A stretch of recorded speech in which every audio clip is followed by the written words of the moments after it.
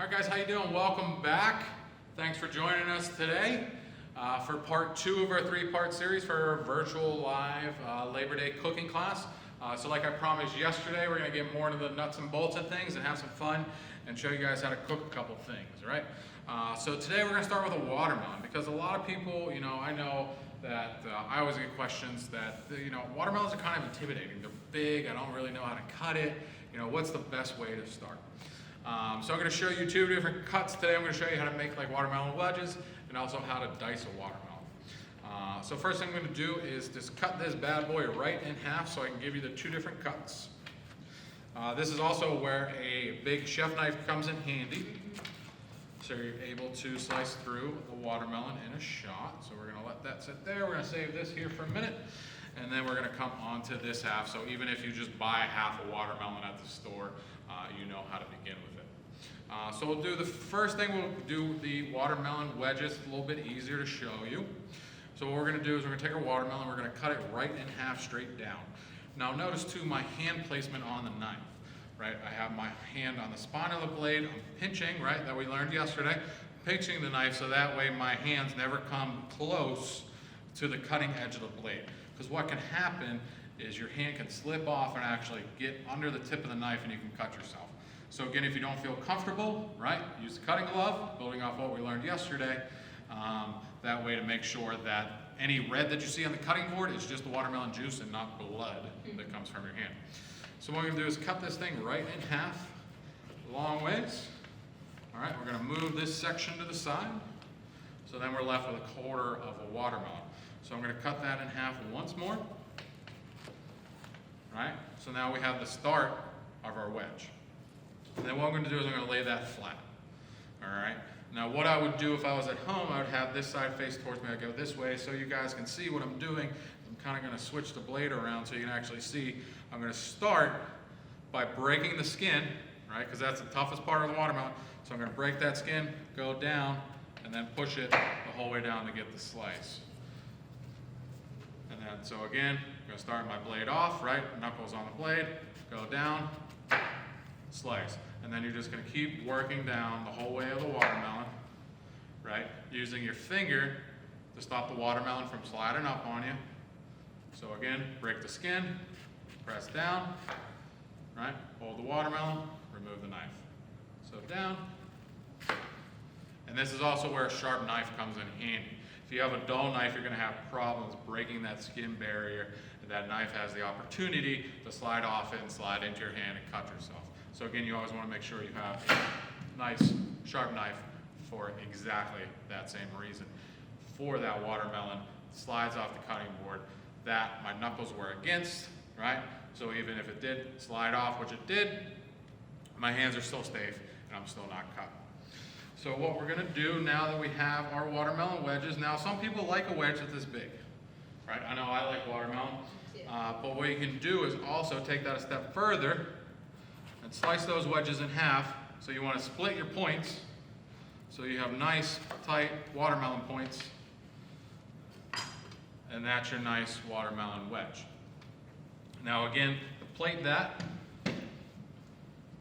right, we're going to take our watermelon wedges. You can actually stack them up, and then instead of having to place each section, you're just going to basically shingle them down so that you have your nice, beautiful watermelon platter.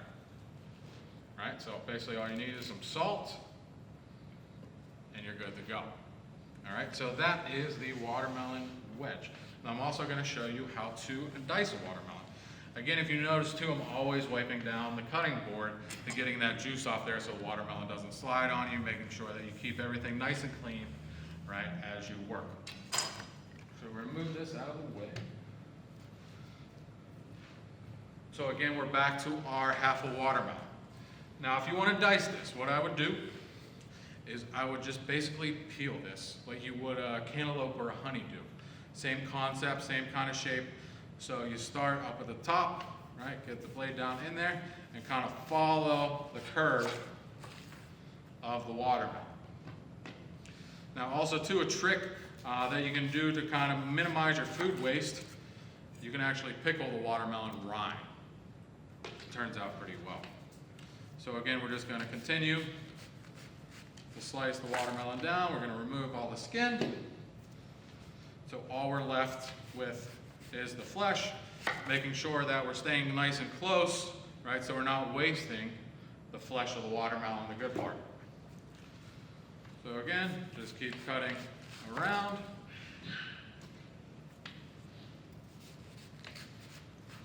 So all you're left with is the nice red flesh.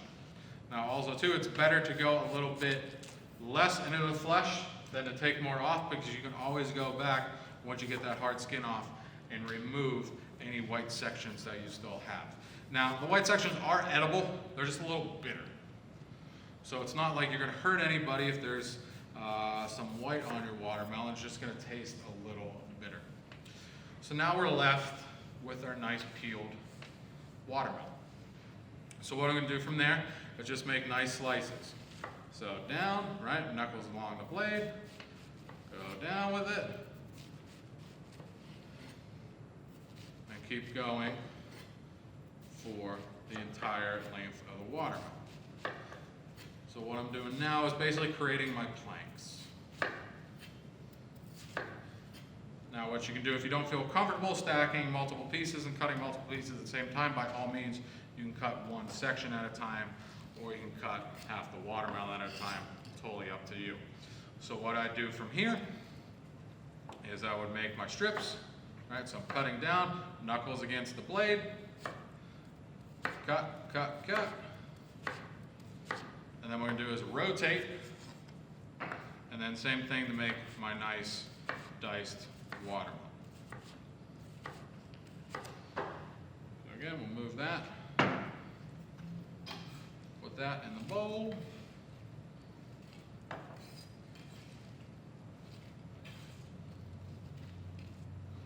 So again, one more time, you can also do multiple layers. Again, slice down, making sure you have your finger on the other side of the blade so this stays where you want it to, it doesn't pop up on you. Keep everything nice and tight and together. And keep cutting the width of your watermelon. And then again, quick little turn.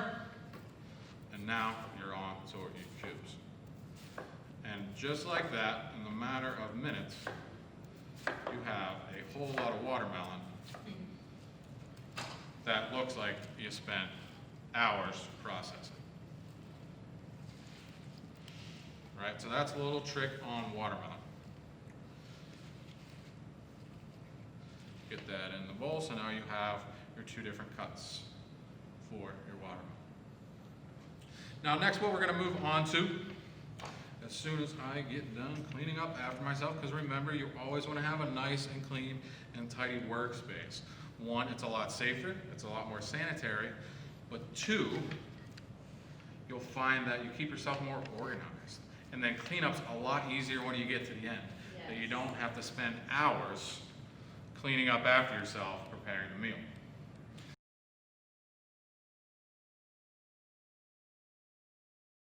So now we're going to move over here, and I'm going to talk about some proteins for a second.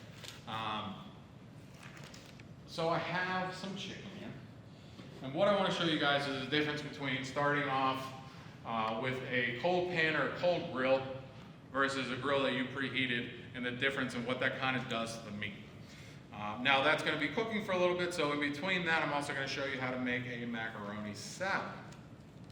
So what we're going to do is we're going to start first with our chicken. So here I have some bone-in chicken drumsticks, some chicken legs. All right. First thing I want to do first is making sure that I practice safe sanitation, right? New pair of gloves, whole different table, whole different cutting board. Then I had over there with the ready-to-eat food. And then I'm going to start by using either, a kitchen towel or even paper towels. And what I'm going to do is I'm going to blot this chicken. And what that does is that's going to remove some of the moisture, right? We don't want water or any of the juices on the chicken when we go to cook it. Because what happens when you go to cook it is that moisture, once it gets hot, right, it's water. So we all know, science and chemistry and physics and all that fun stuff.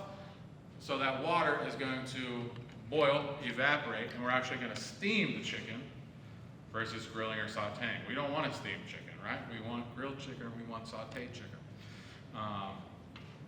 So we always want to make sure that we season our meat. So I got some kosher salt here, nice heavy dose of kosher salt, and then just some ground black pepper. And then we're going to flip it over and do both sides, but notice that I'm using my right hand to flip the chicken. I'm using my left hand to touch the spices. So that way we don't have any cross-contamination. Right, so left hand still clean. We're going to turn on our burners here, just like you would on your stove or if you have a grill. Making sure those flames are up. All right, now on the first one, I'm going to show you if I started with a cold pan that I just turned on, I'm going to put some cold oil in it. All right, and then I'm going to add the chicken with my chicken hand right to the oil. All right, versus the pan that I'm going to let heat the proper temperature. It's extremely important that we let the pan or the grill come up to proper temperature, because we're actually going to use the heat. We're going to crisp the skin. We're going to render the fat out of the chicken, and it's going to be a nice juicy chicken. It's going to have great color to it. It's going to be GBD. What's GBD? Golden brown and delicious, right? We all want golden brown and delicious food. You don't want pale chicken, right? Right. No, we eat with our eyes, so we want to make food that's eye appealing as well as flavorful. Doesn't matter how good that piece of chicken is, if it doesn't look good, you're probably not going to pick it up to even know that it's some of the best chicken you ever had, right? So while we have our pan heating up, we're still going to let that heat. I'm going to feel it a little bit, right? You can use the back of the hand. You can also use a little bit of water, right? Splash a little bit of water in the pan. If it, has a tight bubble and kind of steams instantly, then you know your pan is hot, all right? So we're going to let that go for a couple more seconds. You can start to hear the chicken over here as it starts to sizzle.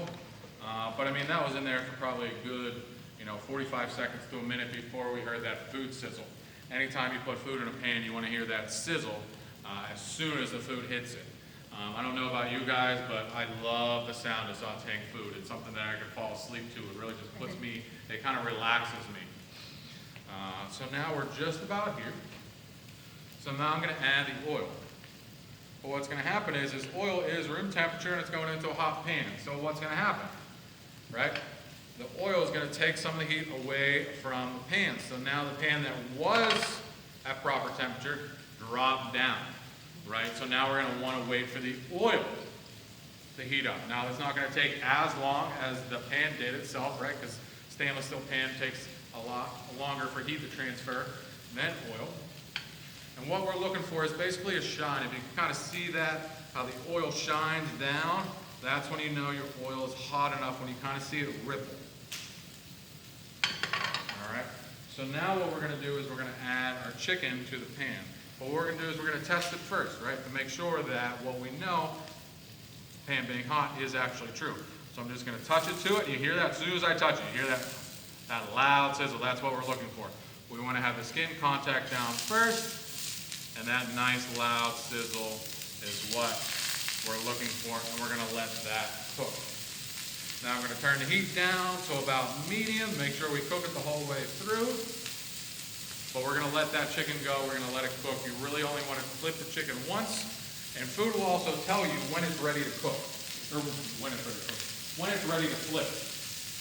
Right? If you ever cook chicken and it kind of sticks to the grill, sticks to the pan, all right? One, you either started with a cold pan, or two, the chicken's not ready yet.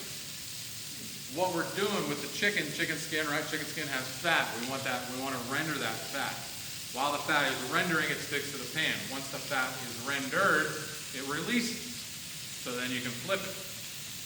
All right, so while that's cooking, we're going to get into our macaroni salad. Yes. I know my favorite. I love macaroni. My favorite too. All right, so what I have in front of me here is we already have some cooked elbow macaroni. I know it sounds simple, but the cooked pasta, you want to make sure you have your water, a rolling boil, not a simmer, not a couple bubbles coming to the top, a rolling boil. You want to see a lot of bubbles in there. You also want to make sure that you heavily salt your water. Salt is flavor when it comes to cooking. If you ever had bland food, 9 times out of 10, it just needs some salt. All right? So how do you know enough salt in the water? You want to taste the water. You want the water to taste like the ocean, right? You want it to be salty.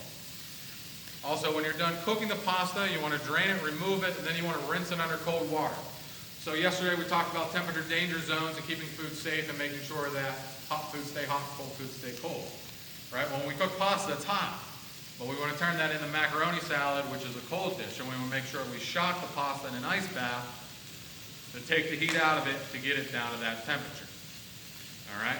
So right here I have some cold, chilled, cooked pasta. You can also make it a little ahead of time, but I would recommend adding a little bit of oil to the pasta before you put it in the fridge to prevent the starches from sticking to each other. So when you take your macaroni out of the fridge, you don't have one macaroni loaf. You still have your noodles. We could use any type of pasta, right? So.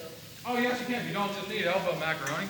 Also, for some simple swaps, right? You could use some gluten-free pasta. You can use some whole grain pasta if you want some more fiber added to your dish. All kinds of options and shapes to go for your gluten-free options, brown rice pasta. They even have lentil and chickpea pasta now. Which surprisingly is pretty good. Yes, very good. Great source of protein too. So. No, without a doubt. Now, as you can see, too, the difference between the smoke coming off of the pan that I preheated versus the one that I didn't. So now this is going to tell me that my chicken's ready to turn. So as we see that, we have that nice golden brown chicken, right? Nice golden brown chicken. Turn that a little bit here. Now we're going to go over to our pan that we didn't preheat, right? Turn this down a little bit so we don't set off any smoke alarm. That's the last thing we want to do.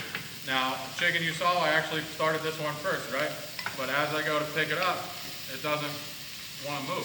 It's kind of stuck to the pan, right? That's because we started with a cold pan.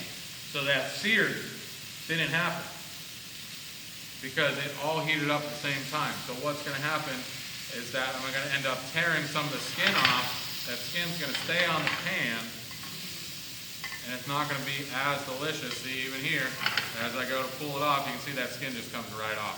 And the skin, while it's not the most nutritious part of the chicken, is some of the most flavorful. Yeah. So we want to make sure we have that nice, crisp skin. All right, so as we're letting the chicken cook, we're going to come back to the macaroni salad. So we have our pasta in our bowl. And then I also mentioned mise en place, right? So I have all the ingredients that I need to make my macaroni salad right in front of me. All right, I already have everything chopped. I already have everything cooled, so that way I know that this food, while it's not temperature controlled as it is, right, because I'm out on a table, right, you're not going to make your macaroni salad inside your fridge at home, but I'm now limiting the amount of time that this food is out of the temperature danger zone because I have everything ready to go. So I'm going to add some diced red peppers right into there. Some diced red onions, some diced celery, and then what's pasta salad without some chopped hard-boiled eggs? Add that in there. And then I'm also going to add a little bit of Dijon mustard right in there. And then I have my base, which is mayo. Now you can make this recipe cater to your vegan or vegetarian guests also by using a veganese or a vegan mayo. Fantastic point. You can also use a vegan egg product called Just Egg or tofu if you'd like. So definitely can play around with macaroni salad. Yeah, there's a lot of plant-forward substitutes out there that weren't available, you know, just last year. Even. Sure. It's really come to the forefront. There's a lot of products out there. I mean, Burger King has the Impossible Burger, right? There's Beyond Burgers. It's a lot easier to be a vegan in today's world than it was, you know, 10 years ago. So now I have everything in here. The last secret ingredient is apple cider vinegar, right? So when we cook, we want to make sure that we balance our flavors, right? So we have hot, sour, salty, sweet, right? So we have our sour or acidic in the vinegar. So we're going to add a little bit of splash to that. Right? And then notice I didn't add all the mayo at once because it's a lot easier to add than it is to right? So if you have too much mayo, not that hard to fix, but what you have to do is cook more pasta, right? So now that we just got done cooking our pasta, cooling it down, we're ready, we're almost done with our mac salad. Now I gotta stop what I'm doing and make some more pasta. So what I'm gonna do is I'm just gonna mix this together, and I'm going to see if it appears to be wet enough. So as you can see, it's still a little bit noodly and not really mac salad-y. All technical terms, by the way, all technical terms. So I'm gonna add a little bit more mayo. Remember, again, we're not serving this till tomorrow, so it's also okay to add a little bit more mayo because remember that pasta is going to absorb the liquid. So we're gonna add that into it.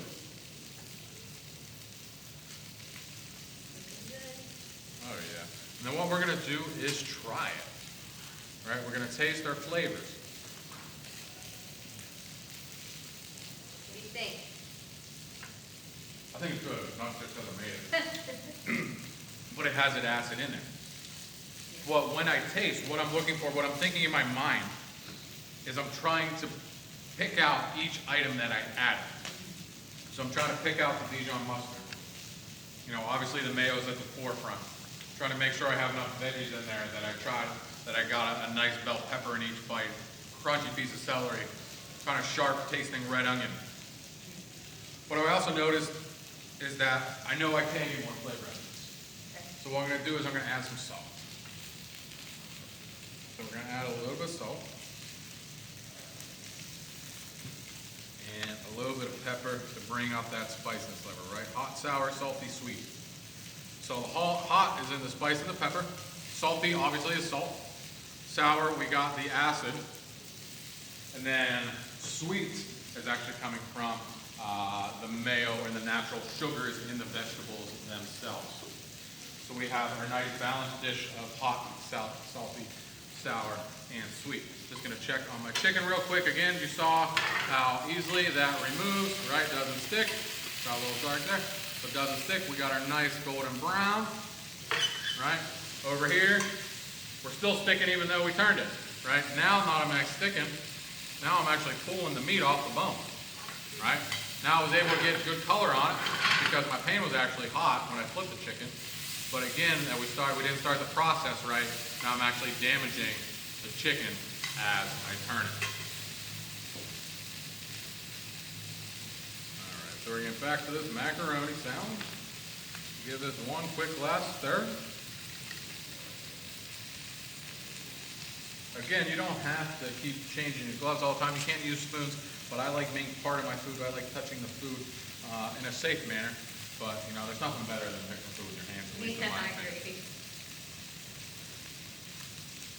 Stop. That's what I'm looking for, right? As soon as it hits my tongue, I have the burst of flavor. Before, it's kind of just bland.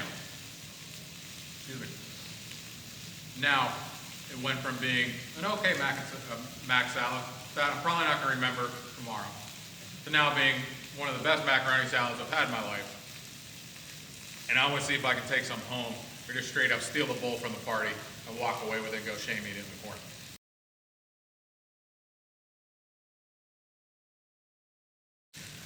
But that's just me. So we just talked about, right, how to make a proper mac salad, how to cut a watermelon. We talked about some good techniques on how to cook chicken, making sure you have a hot pan. So last thing I want to mention in this episode is also some tips and tricks on smoking and grilling, right? Obviously we're inside. I can't really have a grill inside because 1, illegal, 2, I don't want to set off a smoke alarm, and 3, you can't have propane or really open flame inside. So I just want to touch on a few quick points.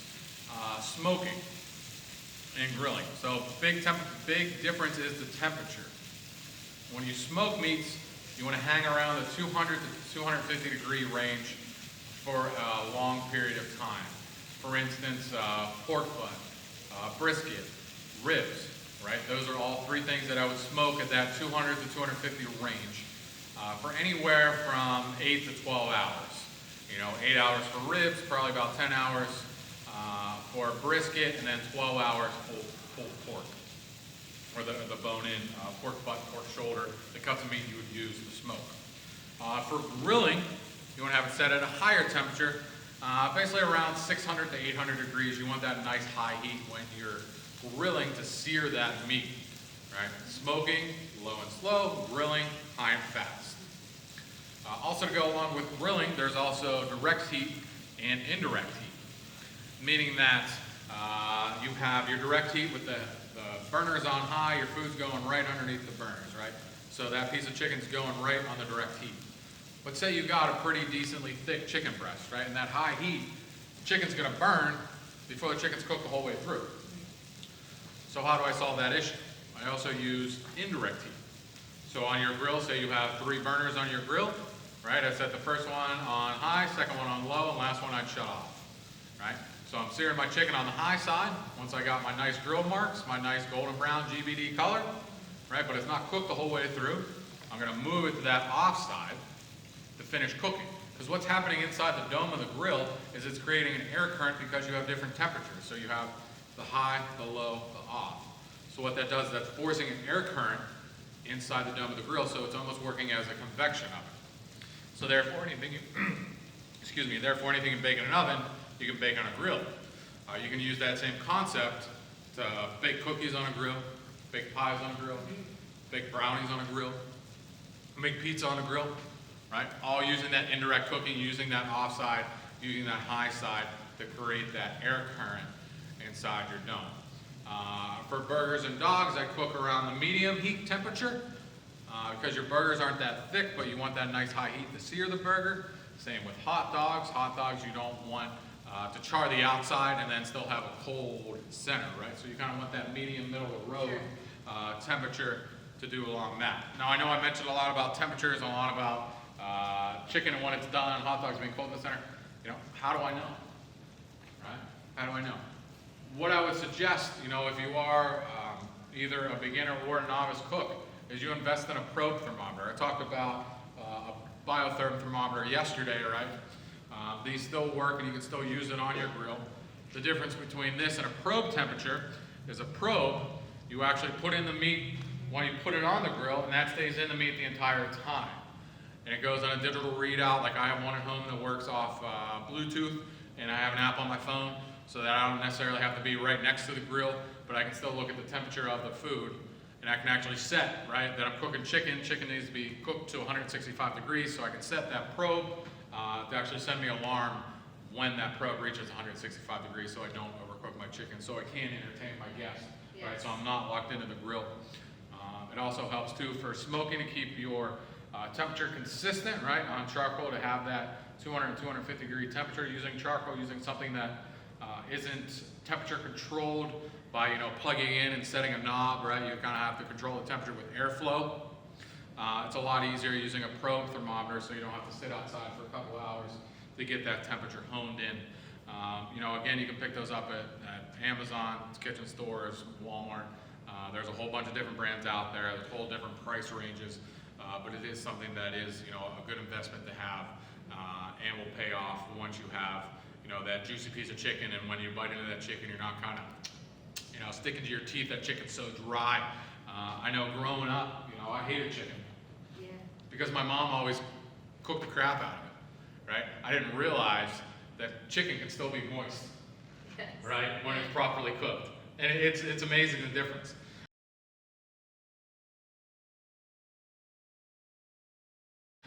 Same with bone in, right? So I have these bone in legs here. What I would do, especially when I'm holding it on a buffet liner, right, or having it held hot, because chicken dries out as it's cooked, right? And as you're holding it hot, it gets drier and drier. One way you can counteract that is to make a brine. Brine is basically a salt, water, and spice combination. So what I would do is I'd put, you know, a couple cups of water on the stove. I'd dump a whole bunch of salt in it. And then I would add my spices on whatever kind of I liked or what kind of spices I wanted to impart. So you can buy some spice blends or some pickling spices. You know, for me, I would put some, you know, salt. Obviously, we got whole black peppercorns is what I would use. Some mustard seeds. I put some red pepper flakes in there for heat. You know, I'd want to balance my flavors, so I'd add a little bit of honey. Well, if you want to stick to the vegan, well, you wouldn't really use a brine for vegan, but you can use sugar in place of honey. If I'm doing pork butt, and maybe to add some caraway seeds in there, right? Caraway goes really well with pork, and some fennel, right? That's normally spices you find in sausage, so I would put that in my brine. So I'd bring that all to a boil, right? Basically, I'm bringing it to a boil to dissolve the salt in the water. I then remove that from the heat.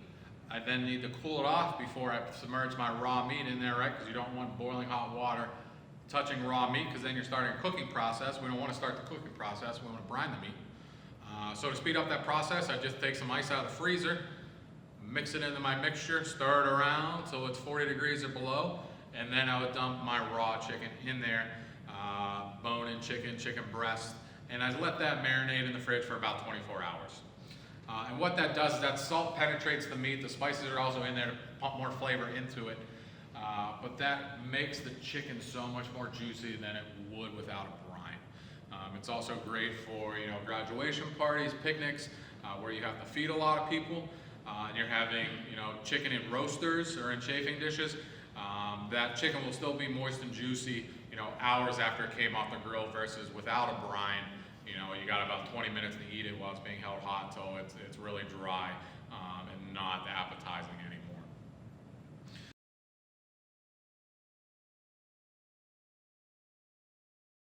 So that's our quick little show on some quick grilling techniques, how to cook some chicken, how to cut a watermelon, make some nice wedges, and make the world's best mac salad, because I know I'm just going to be right over here eating this bowl of macaroni salad. So make sure you stay tuned for tomorrow where we wrap up. We have our part. We're going to do some dorm room cooking, right? So we're going to show you how to use a microwave, a waffle iron, and a clothes iron, right? As part of my Iron Chef demo, you can take that joke.